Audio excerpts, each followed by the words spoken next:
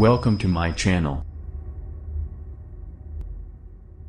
You are what you eat. The craziness going on around us recently, women committing suicide, men bumping off their girlfriends, and mothers killing their own daughters, it does makes one wonder, what is it that makes these people cross a threshold? What these individuals did was acted on an impulse that made them lose their mind. We may not cross the so-called threshold of madness, but we do reach a point of madness in our lives too. I see that happening very often today with my clients losing their cool, not being present in the moment, stressed, reactive, and generally losing the plot. Michio Kashi, the father of modern-day macrobiotics, believed in the concept of food getting you to one peaceful world, a Gandhian concept as well. How about using food to get you to a peaceful world within yourself? Is it just about being thin, having glowing skin by consuming the right amount of protein, carbohydrates and fats, or using foods to create a fit mind? What runs through your brain is connected to your second brain, the entire nervous system. These two brains are connected with a nerve called the vagus nerve. That gut feeling you get is often true, if you have a clean gut. So responses start in the gut and travel to the brain. It's a great mind-body nexus. If you have a strong vagus nerve profile, you are a vagus superstar who is more connected to humanity, compassionate, magnanimous, benevolent, philanthropic, and are bathed in the neurotransmitter called serotonin. 80–90% of this neurotransmitter is made in the gastrointestinal tract, your gut. Is your gut and brain on fire? Did you know that you are made up of about 10 trillion human cells, but there are about 100 trillion microbial cells in your body? By these microbial cells I mean that we are 10% human, and 90% microbes. Some you get at birth if you were born vaginally from your mother, others you gather as you interact with the environment, pets, people, dirt, sexual partners. What number of sibling are you? First, second or third, etc. How you choose to keep your own inner ecosystem healthy, that is, these microorganisms nourished and diverse, is entirely up to you. This is the key to everything in your life. Bad eating habits, depleted foods, junk that cannot assimilate, and food you are not aware of consciously that feed the bad microbes, cause dysbiosis, that is, destroy the flora and fauna of your gut. This eventually leads to a leaky gut, allowing toxins to escape as well. An overgrowth of unhealthy microorganisms causes them to gnaw away at your intestinal lining, allowing pathogens to enter your bloodstream, causing inflammation. What is inflammation? It's a condition of the breakdown of the body, when there is a toxic overload in the system, starting in the gut and manifesting itself throughout the body. Inflammation is the body's coping mechanism to outside elements that it cannot assimilate or recognize. If this process carries on without being corrected, your body can go into systemic inflammation, leading to diseases of the body, mind, and autoimmune conditions. Ulcerative colitis, Crohn's disease, rheumatoid arthritis, major irritable bowel disease, IBD, thyroid, Alzheimer's, Parkinson's, food insensitivity, SIBO, small intestinal bacterial overgrowth, accelerated aging, psoriasis, skin issues, allergies, fibromyalgia. Another thing that could affect you is an imbalance in blood sugar levels, where sugar binds to proteins and fats, causing deformed molecules, setting of an inflammatory response, something most diabetics, overweight people suffer with. Pro-inflammatory triggers and how to get out. Wheat if you are gluten intolerant, also found in many sauces and packaged foods, and known to release cytokines of an inflammatory nature. Change to gluten-free flours, sorghum, jowar, amaranth, rajgira, and buckwheat, katu.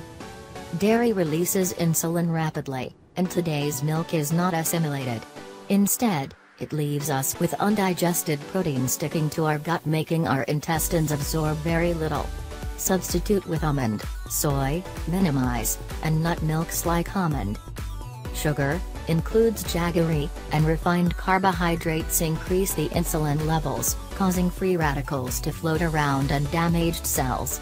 Refined carbohydrates will raise the body's load to absorb high glycemic, GI, foods, raising the inflammatory markers 3 times higher. Reach out for fruit, whole grains like brown rice, including sweeter vegetables like pumpkin, bapla, carrots, cabbage, onions, sweet potato and beetroot, to stave off sugar cravings. Excessive alcohol inhibits the production of an enzyme that helps convert plant-based sources of omega-3 fats into inflammation-fighting compounds. Keep it minimal, 3 times a week, and not more than 3 drinks. Saturated fats, trans fats and refined oil. Saturated fats from dairy and meats will increase inflammation. Trans fats and refined oils will do the same, causing oxidative damage to the cells. Use olive, sesame, avocado, ghee, coconut oil, oily fish, flax seeds, walnuts, seeds and take a fish oil supplement. Obesity and a big belly. Inflammation and weight are codependent. The more you weigh, the higher is your inflammation. The higher your inflammation, the harder it will be for you to lose weight. Keep away from processed, refined foods and eating out. Exercise and avoid everything listed above. Colas, aerated beverages, artificial sweeteners, additives, everything that disrupts the digestion process, feeding the bad microorganisms. Reach out for lime juice instead. Excessive coffee or caffeine inhibits the digestion process, increases acidity, first kicking up the production of hydrochloric acid, then depleting it. Less of it makes for an unhealthy digestive environment, promoting bad microorganisms. Reach out for a herbal tea instead. Stress. Couple of things go wrong which are precursors to things going haywire up there. By this I mean your mind.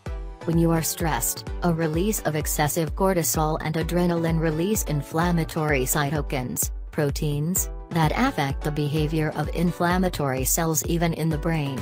Biochemicals in the brains of people with disturbances and indicate inflammatory markers are high.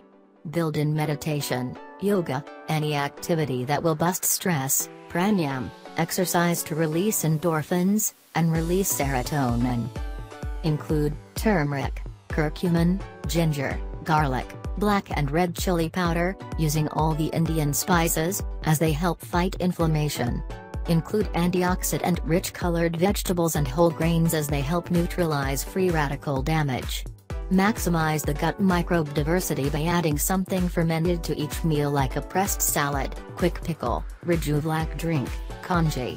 These increase new vitamins, B12, enhancing the ability to assimilate foods better, enhancing digestion, inhibit growth of harmful microbes, providing beneficial bacteria. Pressed salad, 2-3 times a week. Ingredients. Servings: 1½ cup sliced cabbage, can use radish, mooli, or any hearty vegetable, and 12 teaspoons salt. Method: 1.